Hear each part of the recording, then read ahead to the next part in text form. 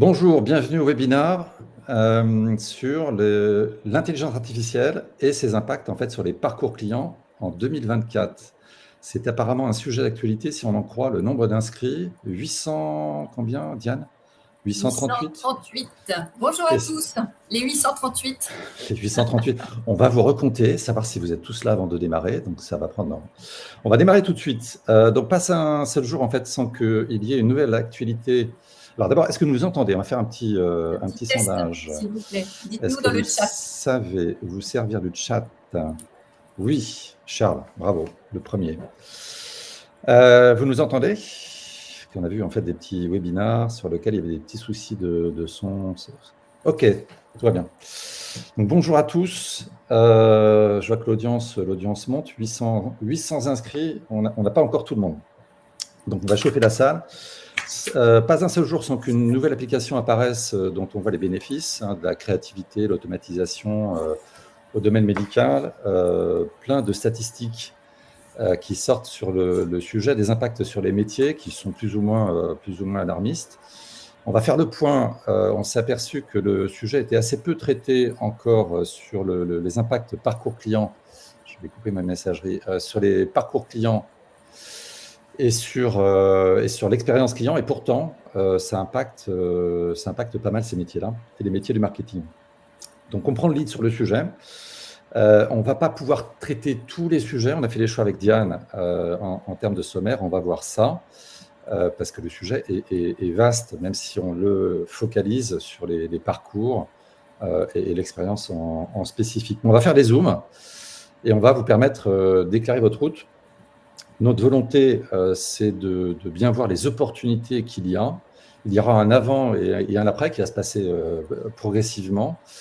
Mais il est clair que ça va impacter fortement, que ça va créer des fossés entre les entreprises très nettement en quelques mois. Notre volonté pour ce webinaire, c'est d'être concret, inspirant, et on va essayer. Et puis être là pour vous aider à agir le plus tôt possible et ne pas subir le phénomène qui va être très impactant. Voilà, donc il faut être évidemment acteur du changement. C'est notre volonté sur ce sujet-là. Diane, on va peut-être passer à... Alors, je vois qu'il y a de plus en plus de monde. On va passer à notre présentation. Je te laisse la parole. Voilà. Qui sommes-nous? Bonjour à tous ceux qui viennent de nous rejoindre. Donc, Diane Raymond, moi j'ai une expertise CRM 360 degrés, donc le travail de la data qu'on transforme en connaissances, qui sert de socle pour faire du vrai marketing client bien ciblé. Et après avoir œuvré en entreprise, chez Accor Hotel, chez Disney, où j'ai rencontré Philippe, voilà, j'ai rejoint Philippe pour travailler avec lui pour mettre en œuvre des stratégies relationnelles sur les parcours clients. Philippe Neveu, je vous laisse lire. Non, c'est l'IA va le dire à ma place. Donc, speaker, expert en fait en management et transformation de l'expérience client. Ça m'a pris il y a 10 ans. En fait, j'ai réalisé que le marketing c'était bien, mais que l'expérience client était très complémentaire, voire changer un petit peu les logiques. Donc, créer le cabinet Different Factory il y a maintenant 8 ans. Ambassadeur aussi du méthodes agiles et du design de service pour ceux qui connaissent, qui nous aident pas mal à redesigner, à comprendre, à designer l'expérience client du futur, avec pas mal d'outils qui viennent de là, hein, tout ce qui est mapping, etc., vient du design de service. Voilà pour les présentations. Alors, petite question d'interaction. Avez-vous, alors je vois que l'audience monte, avez-vous déjà utilisé une application IA et laquelle? Vous pouvez utiliser le chat, ça nous intéresse de voir. On va voir des petites statistiques après sur des sondages IFOP qui ont été faits sur la maturité IA. Quelle application avez-vous déjà utilisée? Si vous en avez déjà utilisé, oui, ChatGPT.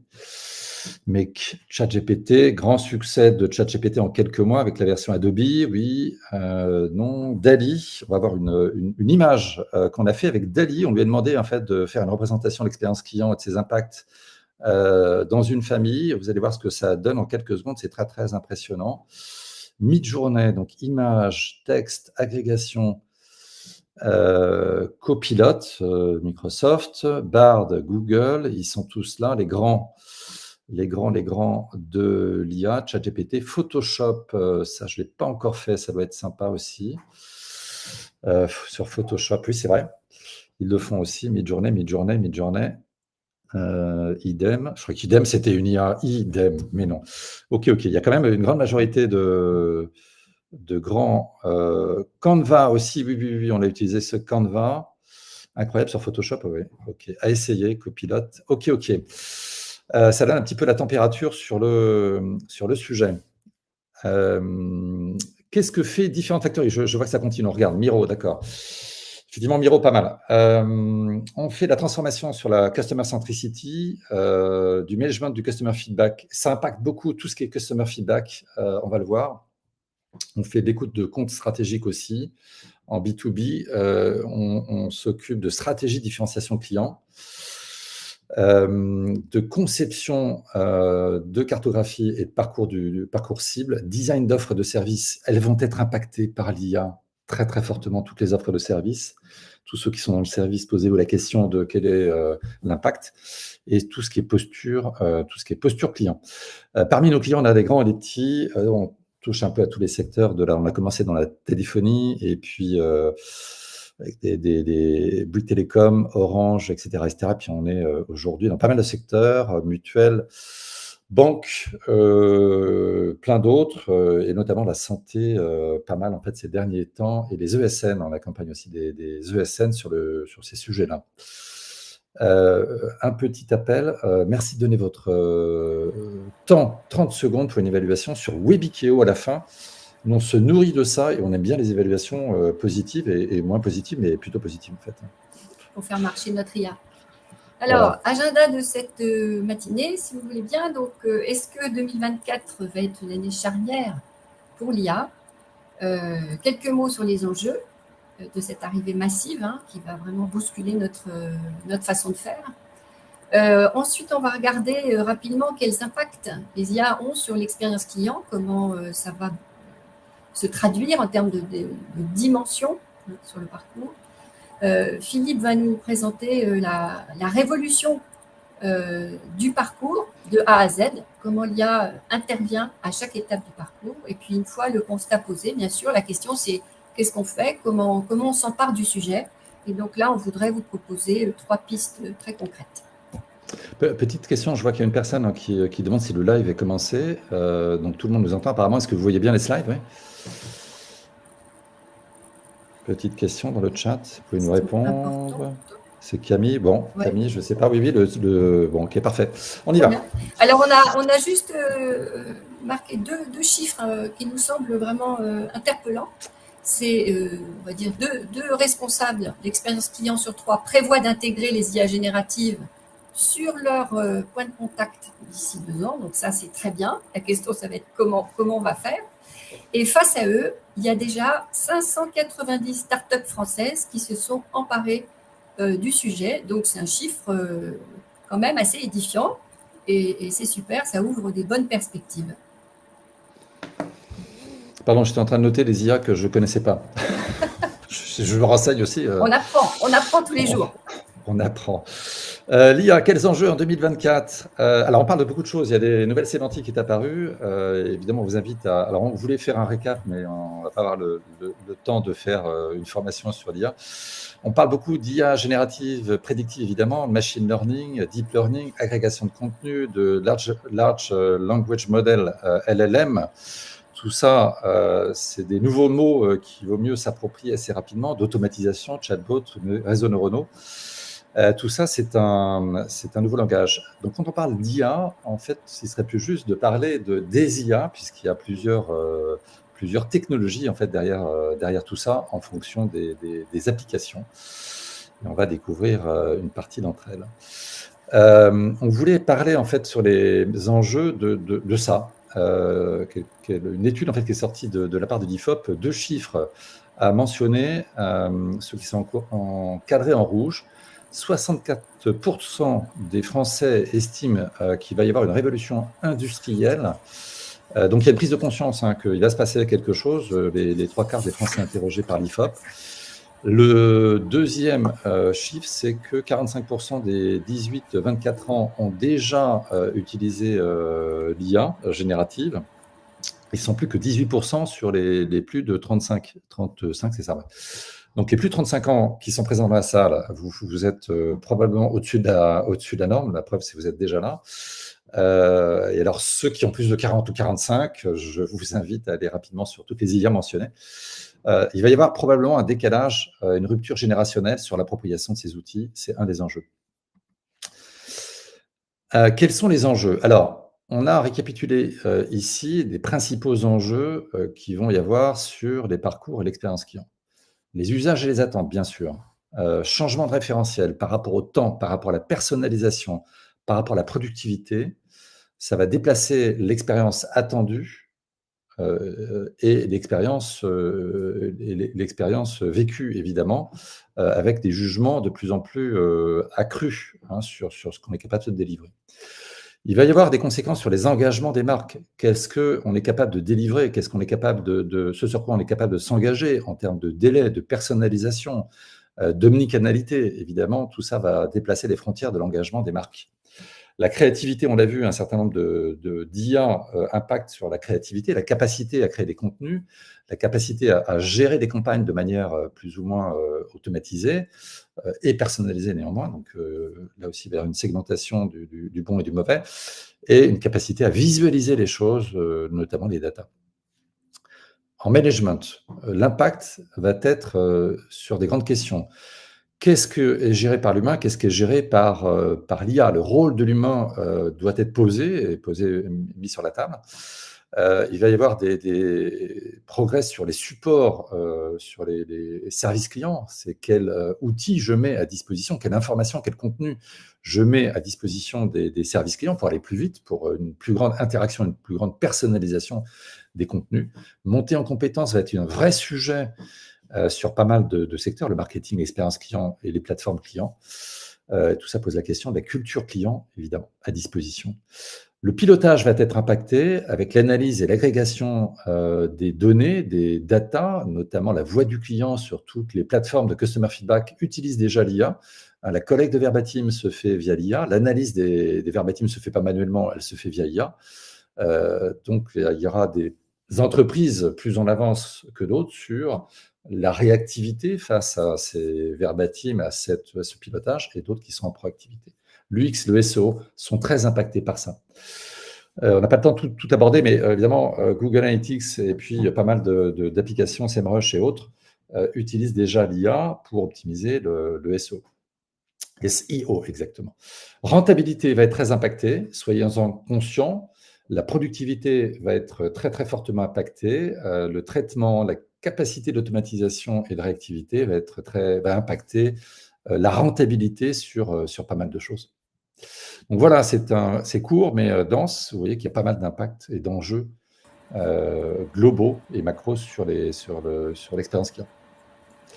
Quels impacts? La première façon de regarder ces impacts, c'est en fait en termes des dimensions qui vont constituer l'expérience client.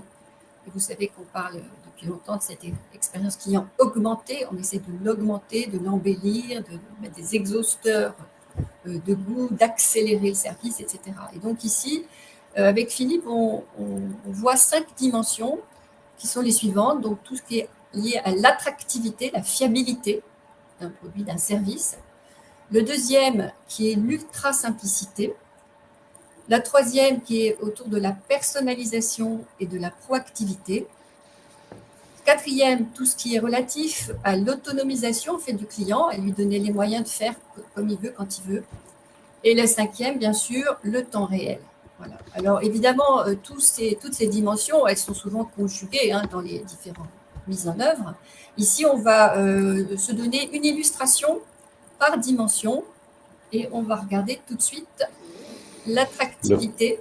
Premier levier, attractivité et fiabilité, ça impacte énormément. Voilà. Alors ici, on a choisi l'exemple de Revolut. Revolut, c'est de l'open banking, vous savez, donc c'est le fait que les banques, les acteurs financiers dans leur ensemble partagent leurs données. Donc, en fait, voilà, l'IA ici, elle va ouvrir des horizons, elle va décloisonner des services, des modes de fonctionnement.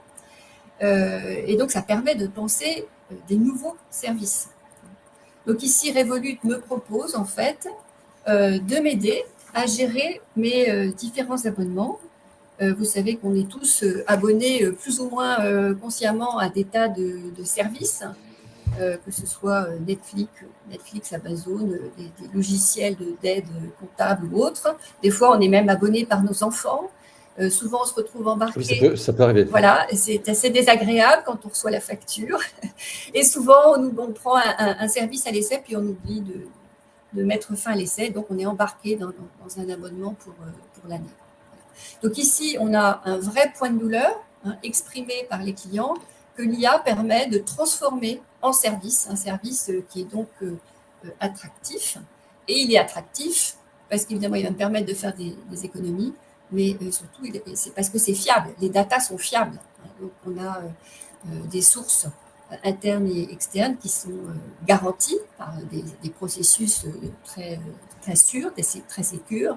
Et puis, tout ça est fait de manière à me donner une porte d'entrée unique où je vais retrouver tous ces abonnements, je vais avoir la main et je vais donc avoir le sentiment vraiment de maîtriser ma dépense. Deuxième levier, ultra simplicité. On avait prévu que je fasse l'introduction. Oui. On passe d'un levier à l'autre, comme l'IA, comme le deuxième levier. Deuxième levier. Évidemment, la simplicité, la simplification des processus d'adhésion, de réclamation, d'achat, etc. C'est l'obsession des marketeurs depuis des années et la digitalisation a déjà beaucoup aidé à ça. Évidemment, avec l'IA, on passe un cap technologique absolument majeur. Et ici, on prend l'exemple de Swile, qui donc est un outil, une solution de gestion des avantages salariaux dans le cadre des CE notamment. Et donc, cette carte, elle est utile pour les salariés, mais elle est aussi utile pour les RH qui gèrent tout ça. Et donc, ça permet de regrouper sur cette solution toutes les possibilités de gérer ces avantages, que ce soit les titres resto, les bons cadeaux, le suivi des frais de déplacement professionnel, etc. Il y a de l'alerting par rapport à la gestion des dates de validité, de tous ces tickets, de tous ces bons. Il y a la possibilité de payer de façon hyper satisfaisante parce que c'est le paiement à l'euro près, donc il n'y a plus de problème de je prends la monnaie sur le ticket restaurant ou alors je perds la monnaie que je n'ai pas dépensée, etc. Donc tout ça, ça donne finalement le sentiment que quelque chose qui était très chronophage à gérer du côté de l'entreprise est fastidieux et un peu anxiogène, entre guillemets, pour l'utilisateur qui se demandait toujours s'il avait ses tickets, où étaient les tickets, s'il avait encore droit aux avantages, etc. Là, on a une IA qui sert un peu d'assistant personnel qui simplifie la vie. On avait vu, nous, tous les verbatims en fait, d'un concurrent de Swile. Évidemment, il y a pas mal de problèmes. On était encore à l'ère du tableau, de l'Excel, etc., etc. Et donc, une gestion très fastidieuse avec plein d'irritants clients sur ce sujet. Troisième levier, personnalisation et proactivité. Que se passe-t-il? Alors, la perso, c'est évidemment le grand enjeu de quand est-ce qu'on va, et grâce à l'IA, on va tendre vraiment vers le fameux one-to-one, puisque l'IA va nous donner des éléments, va utiliser ce que l'on connaît de l'historique client, mais aussi va nous permettre d'utiliser toutes les données contextuelles de comportement, de navigation à l'instant T. Donc, c'est fantastique. Et la perso et la proactivité, ça n'a de sens que si on arrive au bon moment pour le bon client avec les bonnes infos. Il faut être pertinent.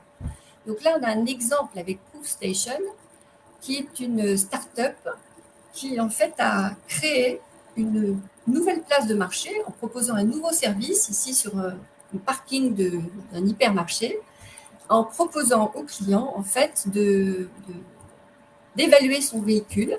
Donc on rentre avec son véhicule dans cette sorte de caisson, on va dire. Sans humain. Sans humain. Le caisson est scanné. En l'espace de 3 secondes, on a, c'est ce qui est dit, un diagnostic du véhicule avec un prix, une évaluation. Et au bout de 30 minutes, on reçoit une offre ferme de rachat.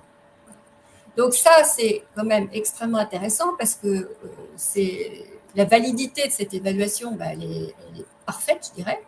Il y a des références en temps réel au marché d'automobile d'occasion, etc. Il y a une offre de rachat. Donc, si ça ne m'intéresse pas aujourd'hui, je peux revenir la semaine prochaine, refaire l'opération. Et donc, là, on colle vraiment aux besoins du client. On lui permet aussi d'anticiper des décisions qu'il aurait peut-être prises un petit peu plus tard. Mais donc, c'est vraiment un service à très, très grande valeur ajoutée. Quatrième levier, l'autonomie et la flexibilité vis-à-vis des clients. Alors, être autonome, être plus ou moins en attente de conseils, décider ce qu'on va faire, à quel moment, de quelle façon. Ça, c'est un enjeu fondamental. Et on le travaille beaucoup quand on travaille les personas avec Philippe. C'est souvent un axe assez déterminant, le besoin d'autonomie. Le besoin d'autonomie. Dans plein de secteurs. Dans plein de secteurs. Ne pas être dépendant du fournisseur ou du tiers. Voilà. Et donc ici, l'IA, avec ses capacités de traitement, elle rend le client autonome sur un sujet complexe comme l'investissement immobilier. Donc ici, vous avez une société immobilière au départ, Oris, qui propose donc des programmes et qui a développé ce logiciel pour aider en fait à l'analyse. C'est IA, on dit maintenant. On dit c'est IA, on dit plus logiciel. À l'analyse. Ce mot va disparaître, je pense. Bien sûr. De création de valeur. Est-ce que j'investis? Est-ce que je regarde la bonne localisation? Est-ce que je regarde le bon type de produit? Et là, on est vraiment dans un mode conversationnel. Donc, je peux poser en tant que user, je peux poser les questions dans l'ordre qui me convient. Je sais que je vais recevoir en temps réel des informations avec toutes les références du marché à l'instant T. J'ai des calculatrices, des algorithmes qui me permettent de simuler en fait la génération de revenus. Donc là, j'ai vraiment le sentiment d'être rendu capable de prendre ma décision et ensuite, je vais voir si j'ai besoin de prendre un conseil externe ou pas. Et si je le fais auprès de cette société d'investissement ou auprès d'un tiers. Alors, cinquième levier, l'interaction interaction et temps réel. Alors ça va être impacté très très fortement, c'est la capacité d'interagir en temps réel sur plein de domaines, on va voir tout à l'heure. Alors ici, Bellman, c'est une start-up en fait qui s'est créée à Paris et qui a tout simplement observé que souvent la gestion des syndics était compliquée, source de nombre d'insatisfactions, de litiges, etc. Et donc, le principe directeur ici, ça a été de se dire comment on profite de l'IA pour en fait se dégager de tout un tas de tâches administratives, comptables, de suivi, de relance, et donc aller vraiment vers la relation client pour traiter les véritables problèmes, les véritables attentes, celles qui demandent du temps. Voilà. Donc ici, l'IA permet, en étant connecté à la messagerie, en étant connecté au système comptable, etc., d'accélérer tout un tas de traitements, de réponses aux clients pour les affaires ordinaires et de gérer les priorités pour éviter le plus possible les litiges et faire monter le NPS. Voilà. Donc, on a tous vécu des problèmes avec les syndics où il n'y a pas de réactivité. Là, ils s'engagent, donc ça touche l'engagement vis-à-vis des marques notamment. Ils s'engagent à répondre en quelques heures sur les problématiques des syndicats. Donc, gagner du temps et diminuer votre charge mentale, ça c'est quelque chose qui nous parle à tous, je pense. Yes, c'est vrai. Alors, récap. Donc voilà, petite vue panoramique de toutes ces dimensions qui sont fondatrices de l'expérience client. Et on sait bien qu'elles se conjuguent toutes les unes avec les autres. Et donc, c'est ce qu'on va regarder avec Philippe sur les parcours. Alors, on a fait des choix là, sur les leviers. Évidemment, ce qu'il faut retenir, c'est les leviers. Tous ces 5 leviers sont clés sur l'expérience client, les parcours clients, ce qui va générer aussi des attentes qui vont changer et évoluer. Voilà, on a choisi quelques exemples, évidemment, il y en aurait plein d'autres. On a pris les plus significatifs. On a fait des choix. Quelle révolution sur les parcours clients maintenant, sur les étapes de parcours. Et vous allez voir que ça peut toucher pas mal nos fameux parcours clients. S'agit-il d'une révolution? Vous allez voir, vous répondrez en fait après.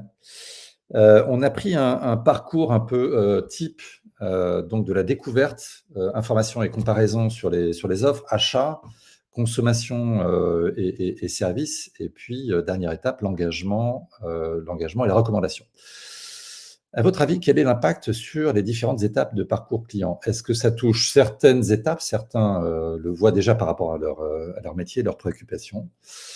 La réponse est tadadam, toutes les étapes vont être impactées. Alors, on a pas mal bossé pour des clients déjà sur différents sujets. Donc, on a fait là alors, pas simplement une synthèse, c'est un choix, hein, c'est un choix de certains sujets qui vont impacter plus que d'autres. Il n'y a pas tous les sujets, mais il était important de les mentionner. Alors, quelques sujets quand même à mettre en exergue, et on va vous donner des exemples et des illustrations ensuite. Premier sujet, optimisation des contenus. C'est clair que l'IA va permettre d'optimiser tous les contenus de manière, on l'a vu, hein, de manière beaucoup plus rapide avec agrégation d'images et de textes. Ça, je crois que vu le nombre de personnes qui sont sur ChatGPT, vous l'avez bien compris. Le SEO également est très impacté. On a des outils de plus en plus sophistiqués d'optimisation en dynamique du SEO, voire des sites internet qui sont optimisés en dynamique maintenant en fonction, par exemple, de ce que j'achète. Il y a une possibilité d'optimiser ce qui est proposé aux clients de manière dynamique et individuelle. Vous voyez en fait la puissance de ces outils. La personnalisation des offres. La personnalisation va être touchée directement puisque, vous l'avez vu, en fait, certaines offres, notamment l'évaluation des voitures, il va y avoir création de nouvelles offres, mais aussi disruption des offres existantes. Il faut savoir que ce que vous voyez sur l'assurance ou l'immobilier déjà va changer les frontières des offres actuelles, va changer la dynamique des offres. On a travaillé dans l'énergie, par exemple, des offres sont déjà existantes sur l'analyse de la consommation d'énergie, etc., etc. Sur la phase d'information et de comparaison, ça va toucher aussi la qualité des offres, puisque je vais avoir des agrégateurs ou des comparateurs qui vont permettre de comparer les offres de manière beaucoup plus rapide. L'e-commerce va permettre de le faire et les IA vont permettre de comparer les critères de manière beaucoup plus rapide et beaucoup plus transparente. Donc, il va falloir évidemment être très, très, très clair sur la nature de ces offres et ses composantes, notamment les composantes qui sont parfois cachées ou les choses qui ne sont pas forcément très, très claires. La fluidité des interactions va être touchée avec l'omnicanal. On parle beaucoup de chatbots. On va voir que les chatbots, alors oubliez tout ce que vous savez sur les chatbots puisqu'ils sont en train d'évoluer de manière très, très, très, très rapide. On a tous fait des mauvaises expériences. Moi, le premier, sur des choses, des choses très, très mal foutues. Ça va changer pas mal. L'omnicanalité va être très, très optimisée grâce à tout ça. Simplification de l'achat, simplification des souscriptions. Il y a une chose qu'il faut comprendre, c'est que je pense que les formulaires vont vivre leurs dernières heures. Plus de formulaires, disparition des formulaires, puisqu'il va y avoir, évidemment, l'IA va permettre de comprendre très, très rapidement votre profil. Un des impacts, c'est un des leviers, ça va être l'achat conversationnel. On va voir un exemple. Hein, on discute avec une IA qui permet de capter l'information sans remplir le seul formulaire. Donc, on passe à l'oral plutôt qu'à l'écrit, l'analyse de l'oral. Simplification de l'achat, plein d'applications déjà, notamment en fait en e-commerce et dans les magasins. On peut se poser la question des caisses, hein, de l'avenir des caisses demain. Des nouvelles expériences. Pas mal de nouvelles expériences vont être créées, des expériences en fait immersives. Donc, ça donne plein d'opportunités d'augmenter l'expérience, de créer des expériences en fait nouvelles. On va voir un exemple tout à l'heure avec L'Oréal. L'hyper-personnalisation grâce à l'IA. Alors, tout ça posait problématique, on l'abordera tout à l'heure. Évidemment, tout ça pose la question des datas, l'utilisation des datas, la transparence des datas et la création de confiance.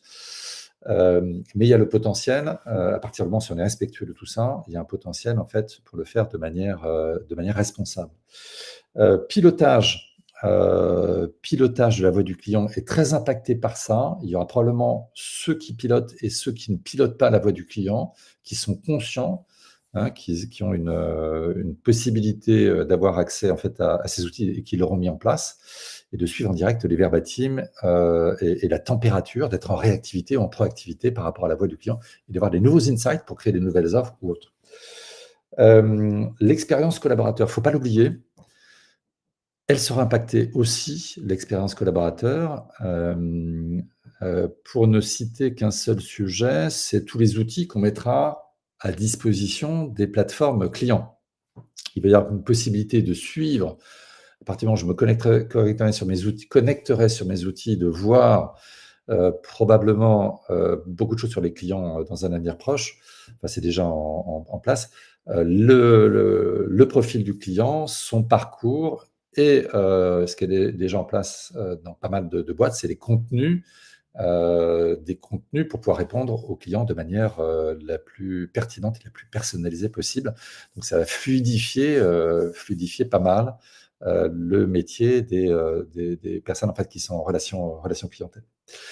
Voilà, un petit aperçu. Il faudrait qu'on développe plus ce sujet, mais n'hésitez pas à rentrer en contact avec nous. On pourrait déployer pas mal de choses, on va vous en parler en termes de prise de conscience.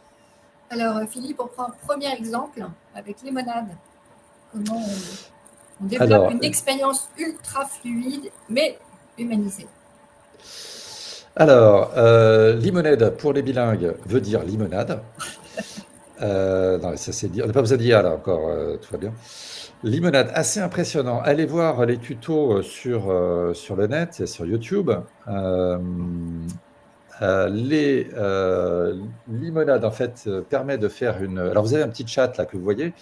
C'est ce qu'on appelle en fait du chat conversationnel qui permet de souscrire et de déclarer ses sinistres. Donc, plus de formulaire, tout se fait en ligne via mobile.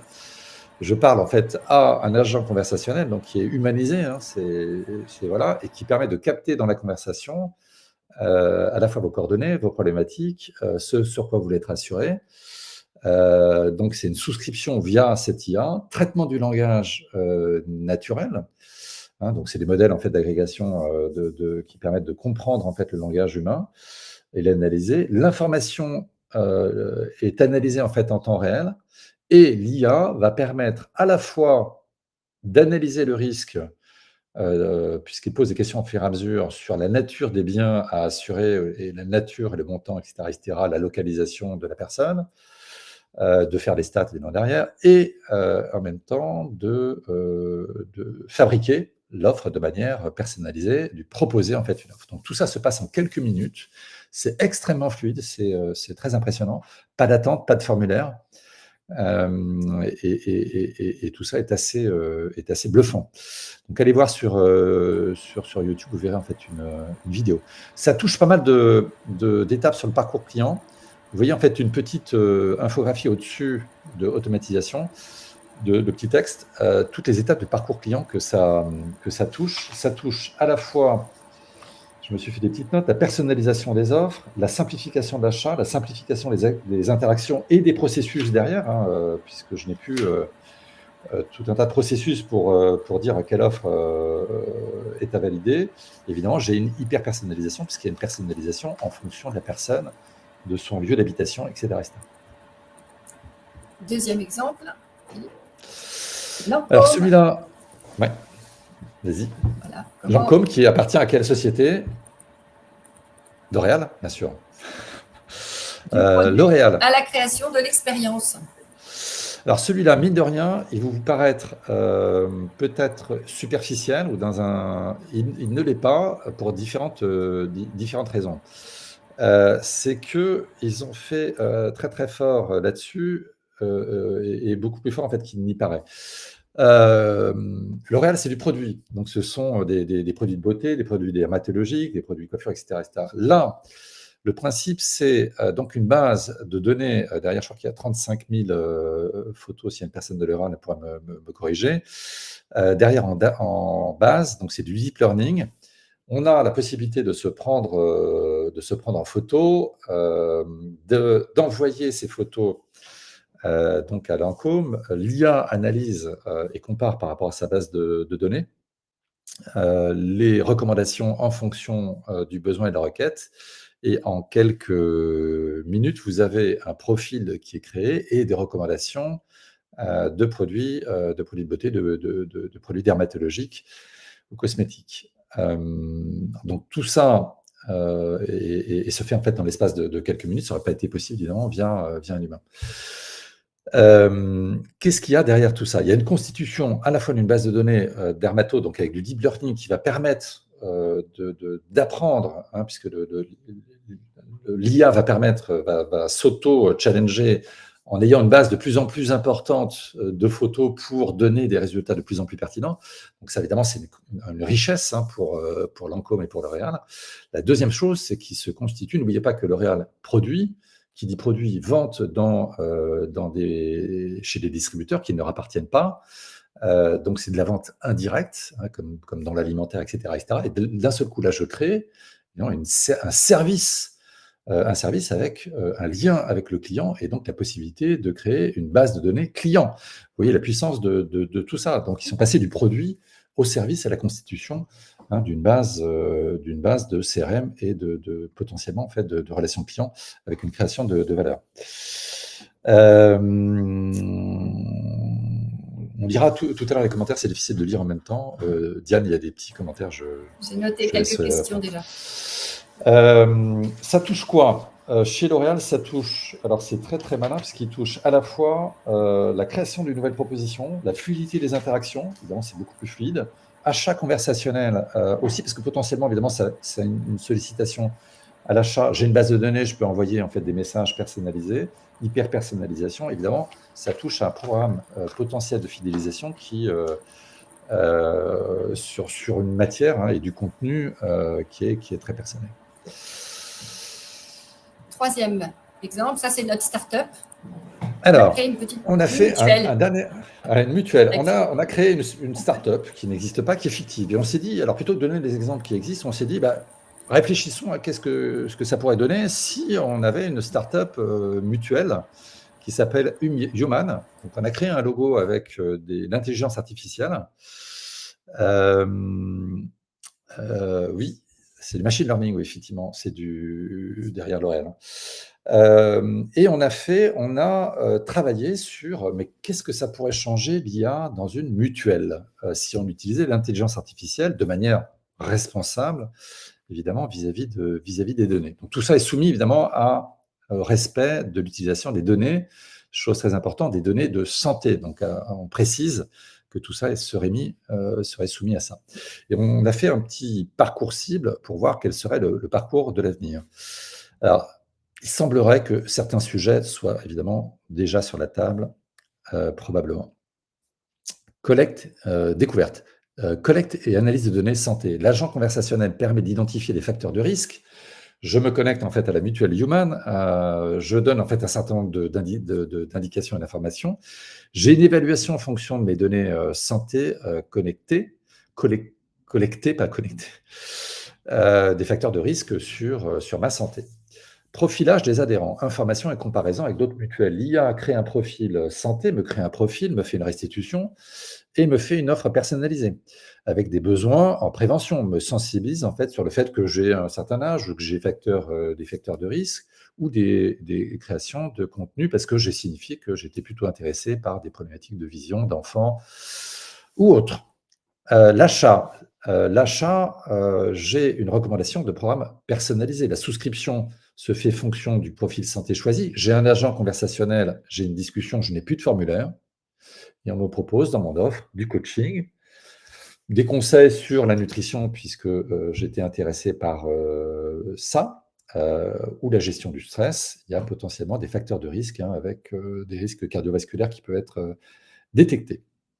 Une fois que j'ai souscrit à mon service, je pourrais imaginer la visualisation de mes progrès, progrès sur les adhérents, en fonction de leur profil, des recommandations en fonction des résultats que je donne et des analyses ou des rendez-vous en fait que j'ai, et des rappels d'objectifs santé, si je décide en fait d'avoir des objectifs de progrès.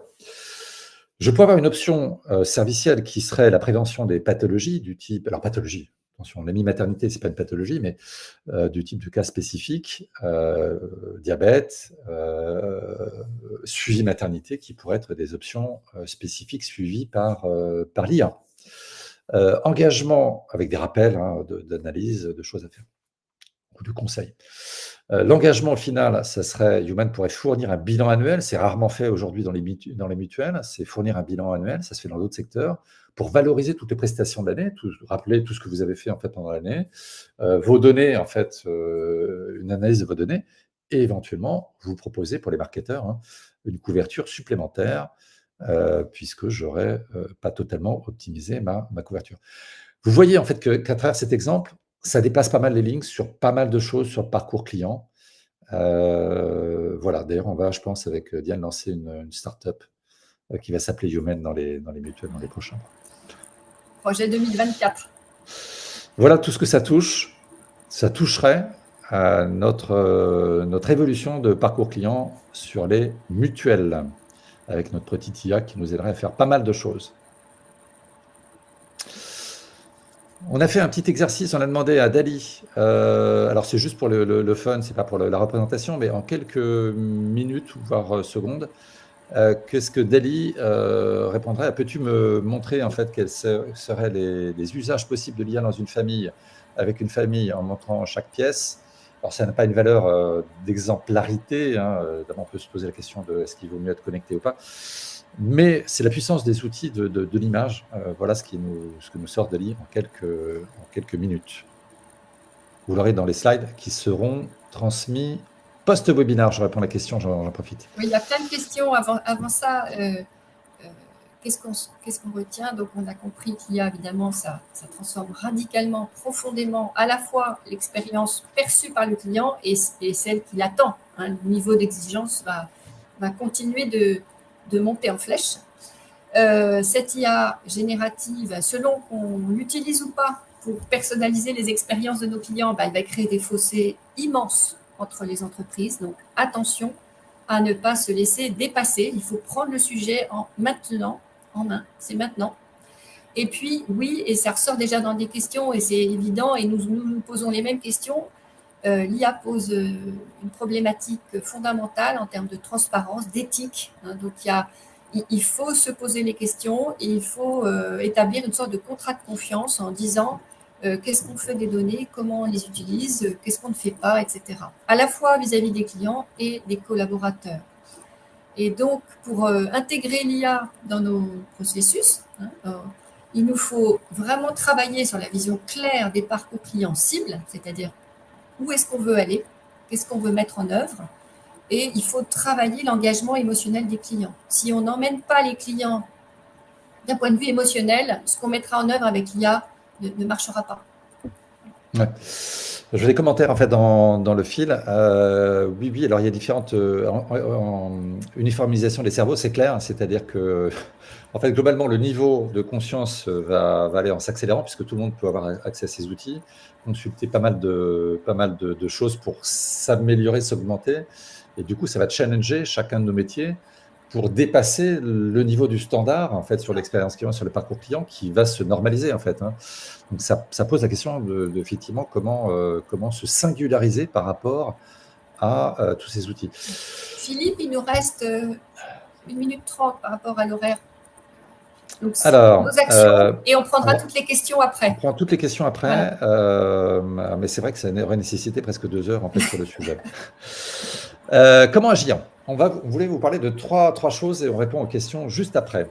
Rapidement, on peut vous accompagner alors sur 3 choses. On vous propose de vous aider et accélérer vos réflexions via 3 moyens. Ce qu'on a vu en fait nous ces derniers mois, c'est 3 besoins en spécifique. Soit premier besoin, c'est un besoin d'accélérer, d'immerger des équipes qui sont relativement identifiées. Alors on appelait ça Rethink, c'est le côté révolution, avec un hackathon. Donc les hackathons permettent en 1 journée ou 2 journées, alors ça n'a pas la prétention de faire une transformation de l'ensemble d'une structure, mais d'accélérer sur une équipe.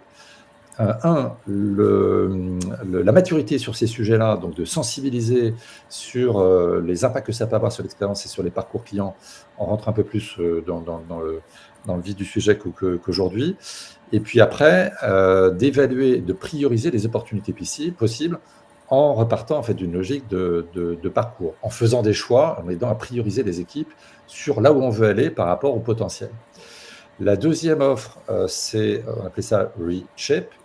Donc, c'est penser en fait au parcours client, c'est de booster en fait sa réflexion sur les parcours clients. Donc, ça nécessite là plus que 1 ou 2 jours, de se reposer la question sur les parcours d'aujourd'hui. Quels sont les points de douleur, là où ça risque de chauffer dans les prochains mois, où on risque d'être débordé par la concurrence notamment, et puis voir les opportunités du côté positif, quelles sont les opportunités demain d'améliorer l'expérience client et éventuellement la rentabilité, la productivité, etc. Donc, d'évaluer une cartographie de là où on a intérêt à aller et de vous aider à réfléchir, à concevoir des solutions cibles et des parcours cibles. Il est clair qu'il faudra très rapidement avoir une bonne vision de ces parcours cibles pour coordonner, parce que ce qu'on voit le plus souvent, c'est des silos. Des silos, quand il y a un nouveau sujet, c'était sur tout un tas de sujets qui ont émergé ces dernières années, c'est tout le monde travaille en parallèle, personne ne se parle, c'est une grande confusion, et au final, au bout d'un an, personne n'est d'accord sur ce qu'il faut faire. Donc, le point de départ, évidemment, c'est se mettre d'accord avec cette vision cible. La troisième offre, c'est sur la data. Il y a un vrai sujet autour de la data, la qualité des données que l'on peut utiliser en fait dans les structures, chacun ayant parfois un bout de la data, il manque de centralisation, etc. Donc, c'est vous donner à la fois une vision des datas qui sont dans la maison, qu'est-ce qu'on peut en faire, comment les augmenter, qu'est-ce qu'il faudrait demain en cartographiant ce qu'on souhaiterait faire demain avec ces datas et vous permettre d'intégrer des solutions d'IA à terme en parlant du sujet data qui est un vrai sujet déjà dans pas mal de secteurs. Et de revoir les processus de fiabilisation de ces données. Donc, trois choses en fait qui pourraient vous aider. N'hésitez pas à prendre contact avec nous pour en savoir plus, sinon on ne peut pas trop s'étendre. Voilà. On va répondre aux questions. J'ai noté quelques questions, Philippe. Donc, il y a beaucoup de remarques sur l'éthique, et c'est vrai, il ne faut pas du tout évacuer cet aspect-là. On l'a évoqué rapidement. Chaque entreprise doit se poser les questions par rapport à son domaine. Et surtout, là, on ne dit pas que l'IA doit tout faire, on dit qu'il faut utiliser l'IA de la bonne manière dans les parcours. Ensuite, il y a des questions sur le parcours B2B. Est-ce qu'on a des exemples en B2B? Alors, B2B, oui. Alors, parlons en B2B, on a l'exemple. Alors, ce qui s'applique en B2C s'applique aussi pas mal en B2B, que ce soit en fait sur les étapes de parcours client. Alors, évidemment, on ne va pas pouvoir automatiser forcément les contrats avec un chatbot conversationnel, c'est clair, mais ça va impacter quand même la personnalisation potentielle des contrats, par exemple, de l'achat, cette formalisation où on nous passe des heures parfois en fait sur les aspects juridiques, etc. L'IA pourront aider demain à des formalisations contractuelles beaucoup plus fluides. On a eu des clients qui sont dans l'énergie, qui utilisent l'IA pour l'analyse, par exemple, de tout ce qui était consommation énergétique des entreprises. Donc, avait une capacité de restituer, d'analyser en fait les données clients et de personnaliser les offres. C'est-à-dire qu'on voit bien qu'avec ces outils, on va pouvoir personnaliser et créer des offres dites girafes, avec une offre dite de base, essentielle, premium, avec un accès plus ou moins fort en fait à l'IA, sur l'analyse de consommation par exemple. Quoi d'autre? Concilier émotion et intelligence artificielle. Diane, tu veux répondre à ça? Oui, en fait, tout à l'heure, on a dit qu'il fallait engager émotionnellement les clients. On ne dit pas que c'est l'IA qui engage émotionnellement. On dit que l'IA peut jouer un rôle, puisqu'on sait qu'il y a l'analyse des émotions. Par exemple, quand dans la voix du client, il y a des call centers qui vont utiliser, par exemple, l'IA pour détecter dans le ton, dans le son de la voix, si la personne est contente, pas contente ou pas contente du tout, et pour préparer la réponse. Cela étant dit, c'est vous, en travaillant sur votre offre d'expérience, c'est vous qui travaillez sur l'émotion et l'engagement émotionnel du client. Donc, il ne faut pas effectivement se tromper de niveau de travail. La recherche utilisateur et création de persona, oui. Alors ça va impacter. Alors déjà, dans les personas, il va y avoir des personas qui sont déjà réceptifs ou pas. On peut parler de ça. Dans les personas, il y a toujours des gens plus ou moins digitalisés, plus ou moins humains, favorables à l'humain, à la relation interpersonnelle. On a vu ça dans pas mal de secteurs, dans les banques et autres, et des résistants au digital, mais pour différentes raisons. Et il y aura aussi ce caractère en fait qui sera analysé de est-ce que avoir une relation avec un chatbot et des agents conversationnels sont souhaitables ou pas. Après, oui, on va pouvoir avoir accès à pas mal de données sur l'expérience utilisateur via l'IA, puisqu'on va pouvoir analyser beaucoup plus les parcours digitaux grâce à l'IA, voir si ça distingue, alors on parle d'un point de vue UX là plus spécifiquement, des profils qui sont différents en fonction de leur cheminement sur les parcours, très clairement. Une question sur les organismes sociaux.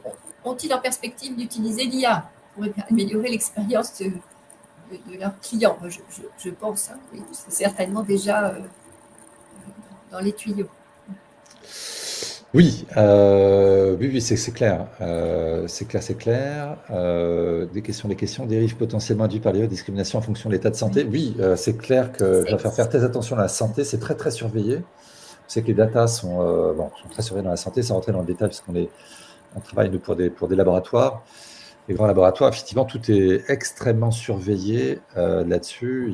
C'est des bases de données qui doivent être certifiées en fait, sur leur protection, etc. Donc, oui, tout ne sera pas possible. Par contre, ça a changé la nature des informations. Quand l'information sera utilisable, ça va changer la nature des interactions et des services qu'on va pouvoir fournir sur cette donnée de santé à partir du moment où il y a une autorisation du client final. Il y a aussi la notion de discrimination par rapport au sexe, à l'origine, etc. Donc ça, c'est des choses qui ont déjà été alertées, remontées Oui. comme un problème, mais c'est lié, si vous voulez, aussi aux séries de données qu'on utilise. D'où l'importance de vraiment travailler la data, c'est-à-dire que si on lance l'IA sur des données, sur des séries de données qui sont incomplètes, partiales, périmées, etc., on va sortir des choses problématiques. Exemple, on a demandé à Dali, pas nous personnellement, mais on a vu l'exemple, représente-nous le profil de client, le profil idéal pour un recrutement, pour un digital manager, etc.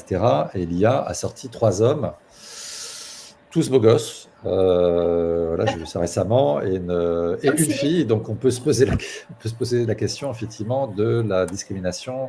Voilà, donc, effectivement, d'où le fait d'avoir des datas internes fiabilisées et de fiabiliser, en fait, ses propres...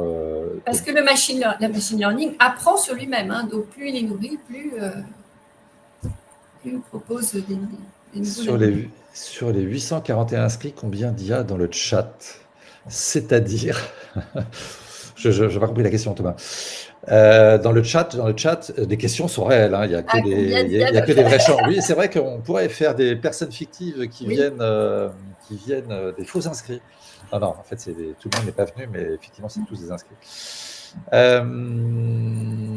Voilà, vous voyez que tout ça est plein de potentiel. Alors, évidemment, il y a plein de questions derrière sur les questions en fait, d'éthique dans tout ça.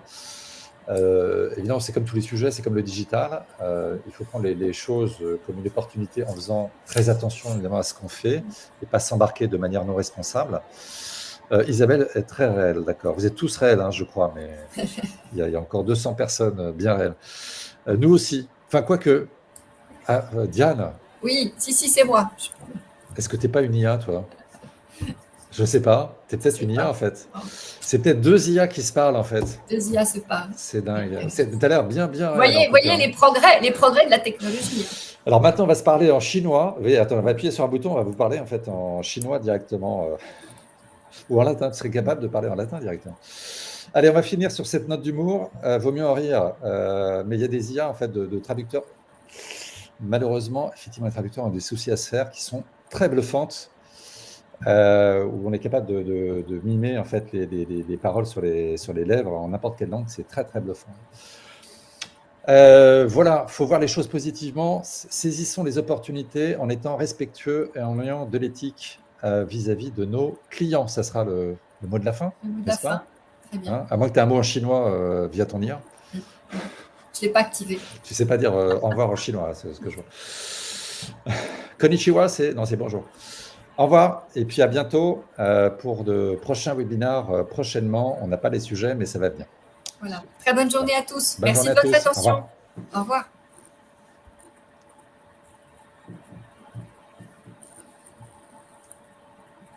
Au revoir. Bonne journée. 5, 4, 3, 2, 1.